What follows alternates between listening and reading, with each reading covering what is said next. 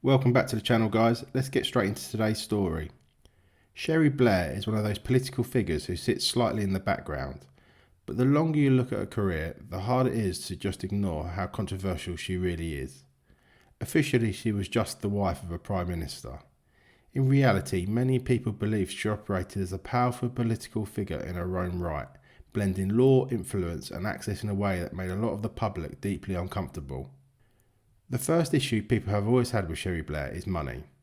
Unlike the traditional image of a Prime Minister's spouse stepping back from professional life, she continued her legal career throughout Tony Blair's time in office.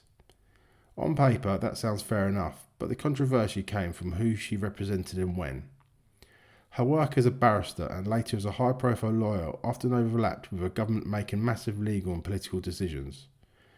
To critics, this created a permanent question marks over conflict of interest, even if no rules were technically broken. One of the most damaging controversies was her involvement with wealthy clients and property dealings while Tony Blair was Prime Minister. The most infamous episode involved a discounted property purchase connected to an Australian businessman with political links. While no criminal wrongdoings were proven, the optics were terrible. At a time when ordinary people were being told to tighten their belts, the Prime Minister's wife appeared to be benefiting from elite connections. The perception stuck and it never really went away. Then there's her role as a human rights lawyer. On the surface that sounds admirable, but critics argue that her version of human rights often aligned more with globalist legal activism than with the concerns of ordinary British voters. She built a reputation for supporting expansive interpretations of human rights law, including cases that many felt undermined national sovereignty, immigration control and public trust in the legal system. For people on the right, this placed her firmly in the camp of unelected influence, shaping policy from the sidelines. Cherie Blair was also deeply unpopular because she never really played the traditional role expected of a Prime Minister's spouse.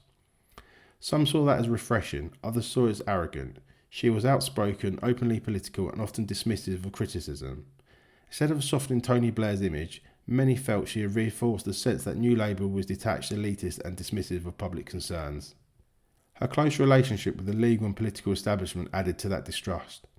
Cherie Blair didn't just advise from afar, she mixed comfortably with judges, politicians, business figures and international elites. To supporters, this showed competence and intelligence. To critics, it looked like the merging of power, law and politics in a closed circle that ordinary voters had no access to. After Tony Blair left office, the controversy didn't fade, it evolved. Cherie Blair founded and ran international organisations focused on legal training and women's rights, often working closely with governments, NGOs and international bodies. Again, supporters praised this as a positive global work. Critics saw it as another example of the Blair network expanding its influence worldwide, funded by donors and institutions that were never clearly accountable to the British public. There's also the broader Blair legacy problem. For many people who oppose Tony Blair's decisions, particularly Iraq, Cherie Blair is seen as part of the same political era and mindset. Even though she wasn't responsible for government policy, her public support for her husband and her position within the establishment made her inseparable from the decisions that followed. Fair or not, that association fuels ongoing resentment. What really makes Cherie Blair controversial is not one single scandal, but the pattern. A pattern of elite access, legal power, financial success and political proximity, all wrapped in a narrative of doing nothing wrong, while public trust steadily eroded. She became for many a symbol of how politics in Britain stopped feeling accountable and started feeling managed by insiders. To her supporters, Cherie Blair is an accomplished lawyer unfairly attacked for being successful. To her critiques, she represents everything people came to distrust about the Blair years: blurred lines between public service and private gain, global influence over national accountability, and a political class that seemed to play by different rules. And for me, that's why even years later, her name still provokes such strong reactions. Cherie Blair isn't controversial because of one mistake. She's controversial because she embodies an entire era of politics that many voters have completely lost faith in. Thanks for watching, guys. If you want more honest political commentary and don't want to miss what's really happening behind the headlines, hit that subscribe button and drop your thoughts in the comments below.